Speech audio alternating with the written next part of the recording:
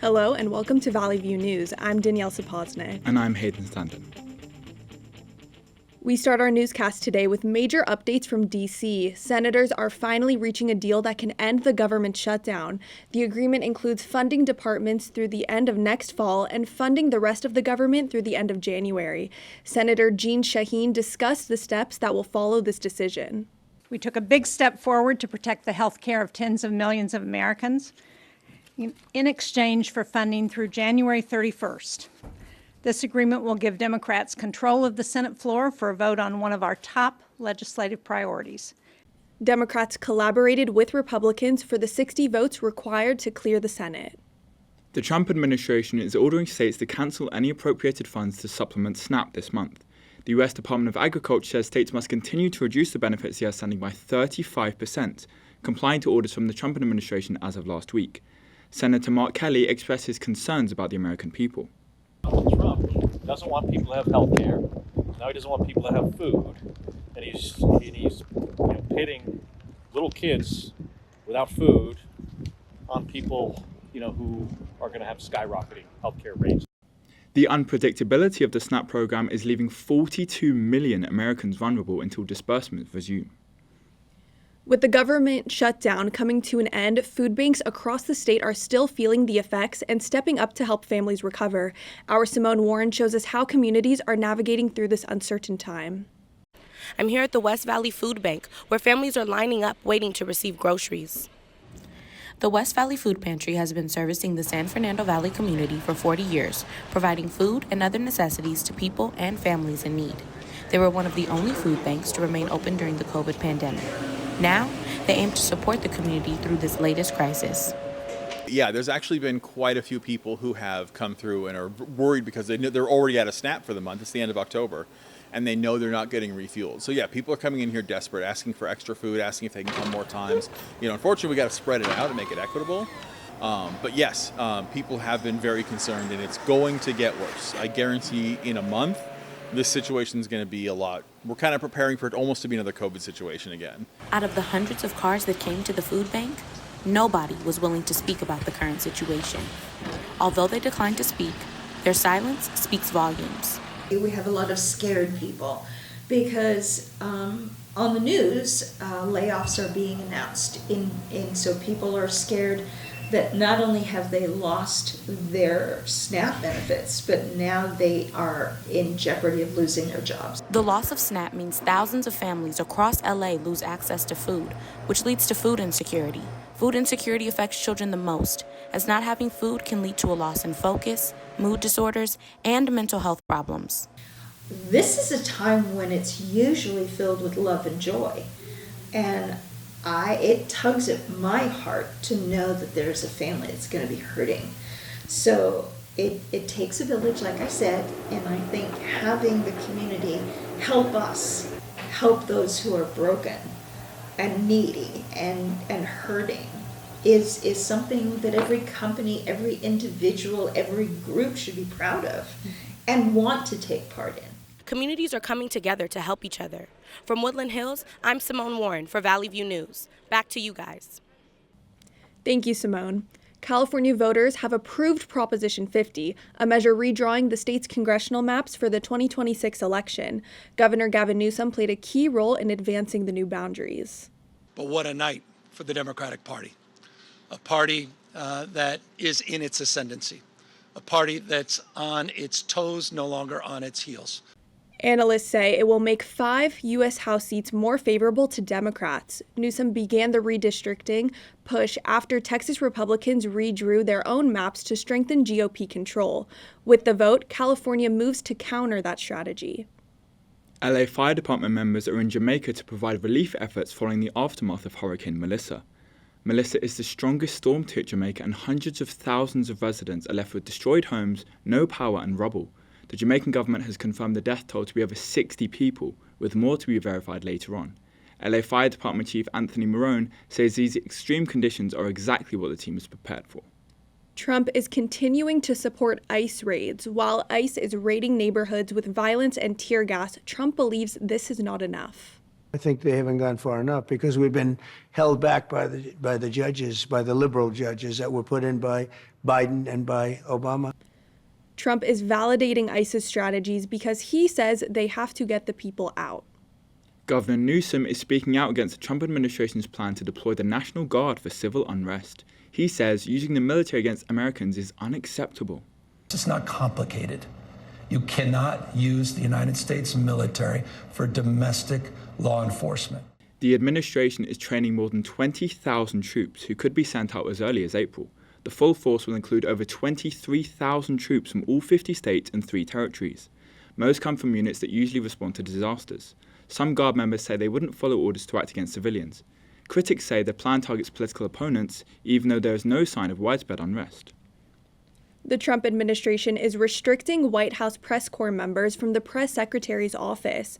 The White House says this policy is due to security concerns and want to ensure adherence to best practices pertaining to access to sensitive material. The White House Correspondents Association believes this new restriction hinders the press corps' ability to question officials and hold the government accountable. The White House says reporters will now only have access to a small set of offices of junior advisors, aides, and press secretaries. President Trump is downplaying the likelihood of the US going to war with Venezuela. It was reported that the Trump administration formed a classified list of targets in Venezuela the US would strike, including ports and airports. While Trump says he doubts they will go to war, the US continues to carry out strikes on alleged drug vessels in the Caribbean. US Representative Adam Smith disagrees with the tactic of targeting alleged drug smuggling boats. They're basically being killed because they're either part of these gangs or, quote, affiliated with those gangs. And really what that means, if they happen to wind up on a boat, and they're probably drug smugglers, don't get me wrong, but we don't know who they are or directly who they're affiliated with. And the thing to remember here, drugs are a major problem, but this is a huge escalation of presidential power. The Trump administration says these strikes are necessary to stop the flow of drugs into the US. More to come in the world of entertainment when we return to Valley View News. The boys from Hawkins are heading back to the Upside Down one last time. We've got a look at the brand new Stranger Things trailer and what fans can expect from the final season. Plus, Morgan Wallen is hitting the road with his Still the Problem tour. We'll tell you which big names are joining him on stage. And everyone's favourite friends from Sesame Street are getting a new home. We will show you where you can now watch Elmo and the gang coming up after the break.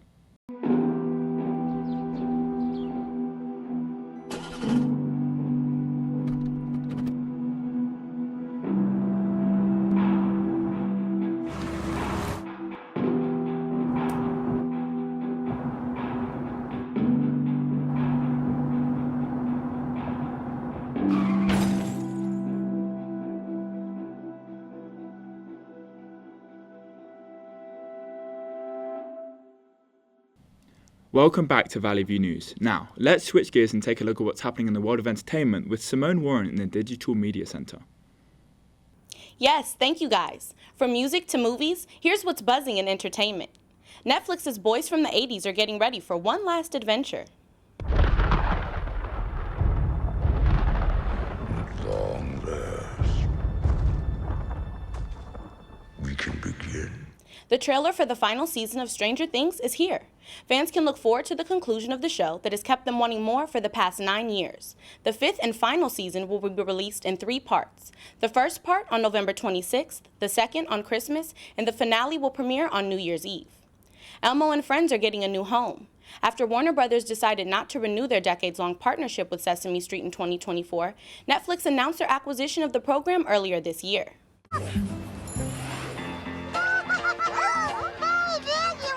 I'm so happy you're here on Sesame Street. The newly refreshed classic will feature familiar faces, original music, celebrity guest appearances, and can be watched in over 30 languages. Sesame Street will now air new episodes on both PBS Kids and Netflix. New episodes are already available for streaming. A new Dr. Seuss book is being released next year. The book, Sing the 50 United States, will teach kids how to memorize the 50 states. The release comes just in time for the U.S.'s 250th anniversary. This is the last book written by Dr. Seuss since the release of What Pet Should I Get in 2015. The CEO of Dr. Seuss Enterprises says uncovering a new work from Dr. Seuss is like finding a time capsule of his imagination.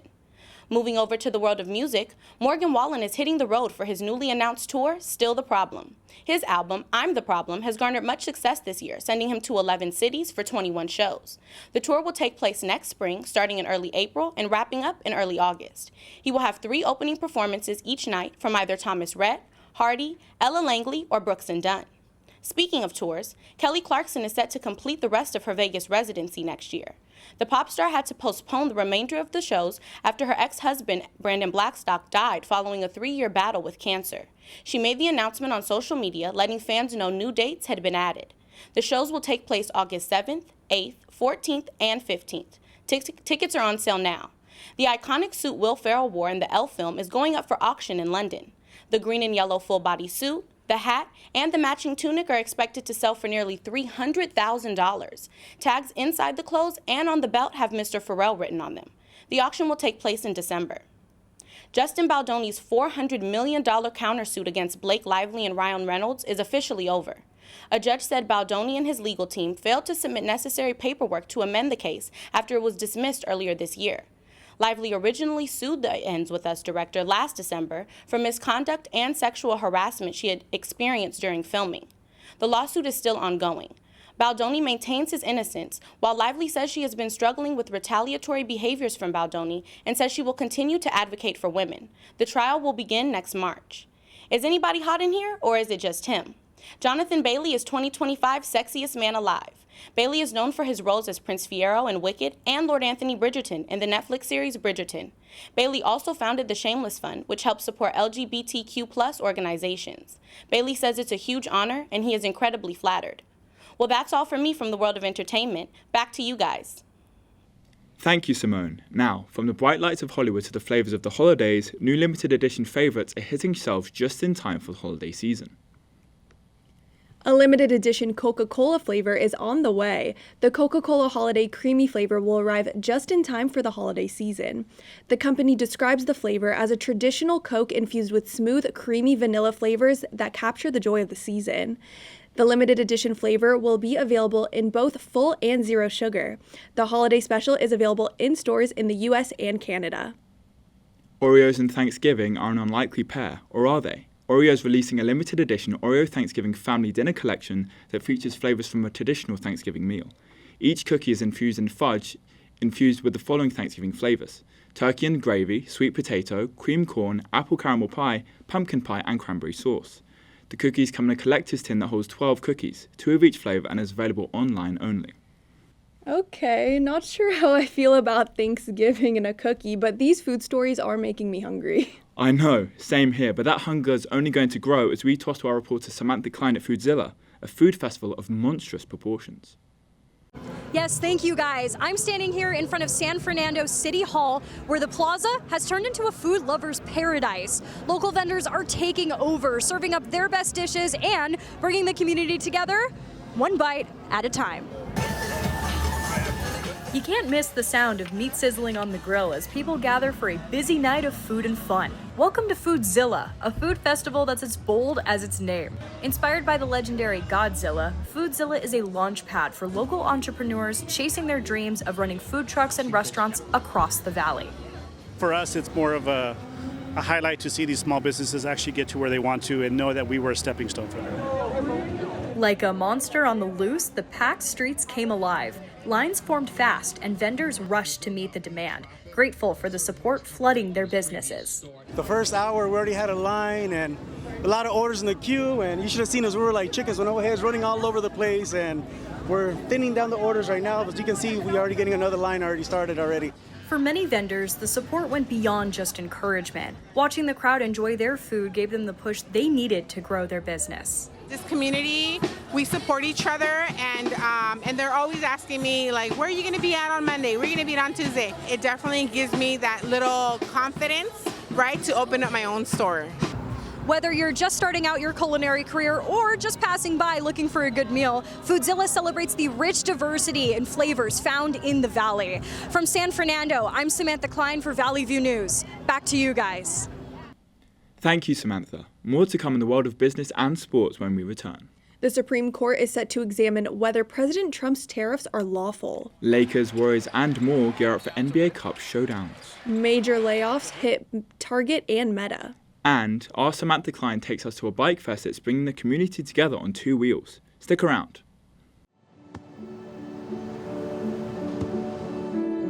I don't remember how it started. Go to that. Our back and forth. It always came back. Dad! You probably don't remember what you told me, That was perfect. but I heard every word.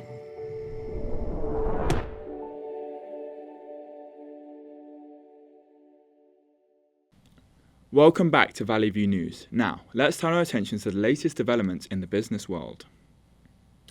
The Supreme Court is starting to determine the legality of President Trump's tariffs. The tariffs are administered per country, and both conservative and liberal justices are growing suspicious on whether or not these rulings are legal. Economic analysts say the removal of country-specific tariffs would open the door for trade policy uncertainty to rise again. Some of the effects of the tariffs include cost increases on clothes from China, trucks from Canada and Mexico, and liquor from Europe.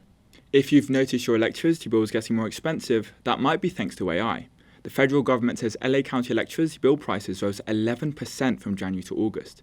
This rise is nearly 4 times the rate of inflation. AI data centers use massive amounts of electricity, rely on large amounts of water for cooling. While some facilities are working to develop their own power sources, completion is still years away. Social media company Meta is laying off about 600 of its employees. The roles targeted for the layoff are within Meta's AI unit. Meta's AI chief officer Alexander Wang says that by reducing the size of the team, fewer conversations will be required to make a decision. With these layoffs, Meta is continuing to recruit members for its superintelligence lab division. Target is planning to lay off 1,000 corporate employees. Incoming Target CEO Michael Fidelke says the layoffs will set the course for Target to be stronger, faster, and better positioned. The company says this move didn't weigh on sales, which have fallen for 3 straight quarters. A Target spokesperson says, with these layoffs, Target is working to rewire its organization to make decisions more swiftly. Restaurant chain Denny's is going private in a $620 million deal. The deal was implemented by Triartisan Capital Advisors, Trivial Capital, and Yautiv Enterprises. Denny's shareholders can expect $6.25 per share due to this new deal. Triartisan's co-founder says Denny's is an iconic piece of the American dream, with a renowned brand, a strong franchise, and loyal customers. Fast fashion powerhouse Shein is facing major backlash after the launch of its first store in Paris. Backlash sparked due to its poor environmental reputation and labour practices. French authorities also discovered childlike sex dolls for sale on Shein's website. In response, Shein says it has banned all sex doll products and is working to ensure all products meet its standards and legal operations. Toyota is recalling over 1 million cars across the U.S. The National Highway Traffic Safety Administration says the recalls are due to flaws with the rear-view cameras, which can increase risks of car accidents. The recalled models include 2022 to 2026 Toyota models, Lexus models, and Subaru Solterras. As the flaws are in relation to a software issue, the NHTSA says dealers will update the softwares for free. Copper wire thefts are on the rise across LA. To break down this growing issue, we turn to George Sakers, who breaks down the surge in thefts throughout the city. You hear all the stories about copper wire thefts around the city, but what exactly makes utility boxes like these so attractive for thieves? In the past year, thieves have hit Miracle Mile, the 6th Street Bridge, and other popular areas in the city, leaving many streets in the dark and raising pedestrian safety concerns. Many of them target vulnerable pedestrian infrastructure, like streetlights and utility vaults. Copper has significantly risen in value. The material can sell for over $4 a pound, making even small amounts worth the risk. What began as a citywide infrastructure issue is now creeping into residential neighborhoods. A recent arrest here in Mission Hills is leaving residents frustrated and concerned about the rising trend. While the police were on their way, we were watching them pulling these materials and hacking them, like sawing them and tossing them in the back of their trunk. Footage provided by the Perez family shows a group of men dressed in hoodies in front of their home. 2 of the suspects have been booked under grand felony charges and 2 remain at large. In response to the alarming rise in thefts, city leaders are making the issue a top priority. We continue to deploy additional money behind overtime for repair. It's very frustrating, and sadly, it's not just in my district. Governor Gavin Newsom recently signed AB 476 into law. The bill enforces stricter guidelines for copper resellers, many of whom unknowingly buy stolen wire. They're now required to keep detailed records of sellers, including multiple forms of ID and verification. While it's too early to tell what impact AB 476 will have on thieves, city officials hope it will keep them away long enough to turn the lights back on. From Van Nuys City Hall, I'm George Sakers for Valley View News. Thank you, George. Now, let's head to Alfonso Vargas for the latest updates in the world of sports. Thank you, Danielle and Hayden. In the world of basketball, NBA Cup action is underway. The Los Angeles Lakers look to keep the winning momentum alive heading into the NBA Cup. They will clash with the New Orleans Pelicans. The San Antonio Spurs, led by Victor Wembanyama, will face Steph Curry and the Golden State Warriors. The Sacramento Kings will compete against the Minnesota Timberwolves. Both teams have had an underwhelming start to the season as they look to kick it into gear. The same can be said for the LA Clippers and the Dallas Mavericks. Both teams will look to start their NBA campaign strong.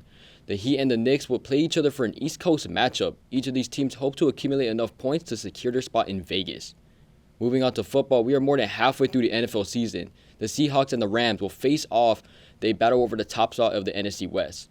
Justin Herbert and the Chargers are heading to Sunshine State to play Trevor Lawrence and the Jaguars. The 49ers and the Cardinals will play each other for a divisional matchup. The Commanders will be without starting quarterback Jaden Daniels as they travel to Madrid to face the Dolphins in this week's international game. Jalen Hurts and the Eagles will host Jared Goff and the Lions for Sunday Night Football. Dallas Cowboy fans are mourning the death of defensive end Marshawn Lynn. Nealon died from his assumed self-inflicted gunshot wound. Preceding his death, Nealon was involved in a police chase to which he fled on foot after crashing the car. Officials say it was revealed Nealon had suicidal thoughts in the past. In a statement from the Cowboys, they say Nealon was a beloved teammate and a member of their organization. Now let's shift gears, no pun intended, and check in with Samantha Kline at Bike Fest. The wheels are spinning, the music's pumping, families are finishing their lap just behind me, rolling through that finish line at the 4th annual CSUN Bike Fest. It's a day all about community, fitness, and fun on two wheels, bringing together cyclists of all ages to celebrate the joy of riding. Cycling is fun, and I wish that I had gotten into it a little bit earlier, and so I'm just spreading the joy. So that's really what was the motivation for it. With streets closed to cars, cyclists navigated campus pathways and streets safely, making the university their own cycling playground. So we feel really safe, and it's really fun to be in a group together, and the kids were having so much fun. And that joy of cycling isn't limited to adults. For some young riders, events like this are where their biking journey begins. The place I learned to bike was here at CSUN, and so I enjoy riding my bike with my dad and riding from our house to come here to CSUN. CSUN Bike Fest isn't just pumping the brakes just because the race is over. Vendors are lining the streets for more family fun throughout the afternoon. It's good to introduce people to bikes because now everybody, I don't know what generation it is, X or Z or Y or elemental P something. They play too many video games or too much social media. And when I was young, all you did was ride bikes. CSUN's Bike Fest reminds us that the best way to keep things moving forward is to keep it rolling. From Northridge, I'm Samantha Kline for Valley View News. Back to you guys. Thank you, Samantha. That wraps up the latest in sports. Back to you guys. Thank you, Alfonso. We're going to take a quick break, but stick around because when we come back, we'll reveal a breakthrough in peanut allergy reversal. And a new research could delay Alzheimer's disease. We'll also take a surprising look at the healing power of musical medicine. Get ready for some gloomy fall weather. I'm Samantha Kline, and I'll have the weather report for you after the break. Don't go anywhere. I'm an ex-drug dealer, and I'll be your sub today.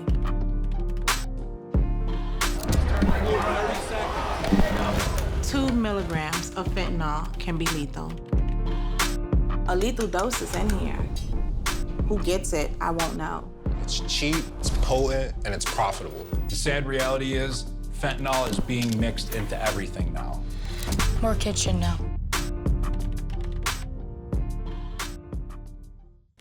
Welcome back to Valley View News. Now let's turn our attention to some important updates in health and wellness. Some parents avoid feeding their children peanut products to prevent allergic reactions, but A new study published in the journal Pediatrics says introducing them to these products early can have the opposite effect. The study indicates the reverse method contributes to peanuts no longer being the leading cause of food allergy for children under 3 years old in the US. Since the change in US health guidance, the leading author says there was a 43% reduction in peanut allergy prevalence. If you feel like your afternoon walk is getting too easy, try walking backwards. Former college basketball player turned UNLV biomechanist Janet Dufek says walking stresses the same muscles over and over again, but walking backwards introduces a subtly different element. Dufek refers to walking backwards as cross-training, which helps strengthen your hamstrings and other underutilized muscles. When trying out this new activity, Dufek recommends starting out slow for maintaining balance and retraining your brain. Sometimes music can be the ultimate medicine. Nurse Rod Salese does what he can to lift the spirits of his patients, and he does so using music. The journal Scientific Report says music can reduce the perception of pain. Working at UC San Diego Health, Salese deals with patients recovering from surgery. While administering medications, he will also use a guitar, a ukulele, and his singing voice in an attempt to bring some joy to his patients during the recovery process.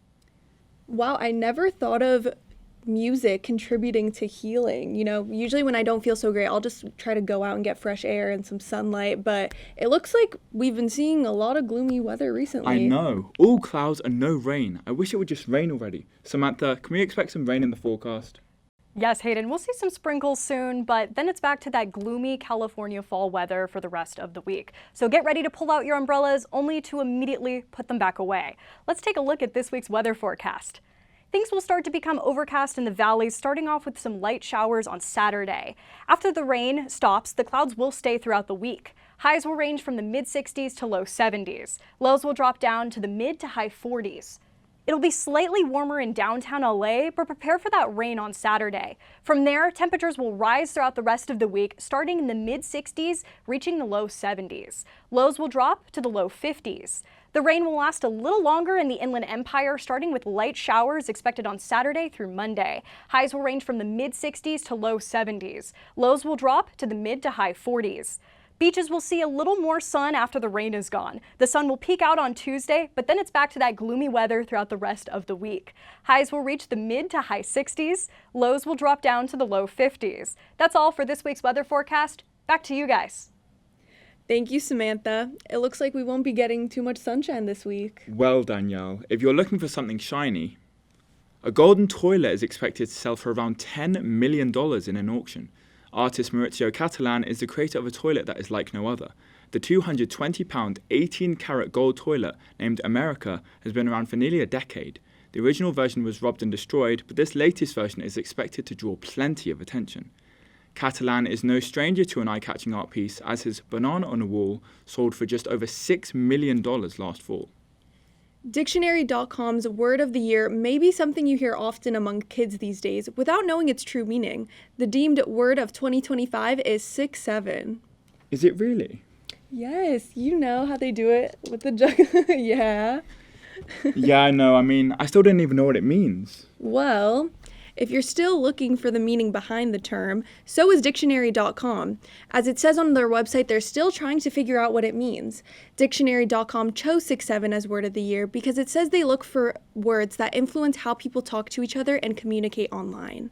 That's all for us at Valley View News. I'm Hayden Standen. And I'm Danielle Sapoznic. For stories any time of the day, see our YouTube channel at Valley View News and our Instagram page at Valley View News CSUN.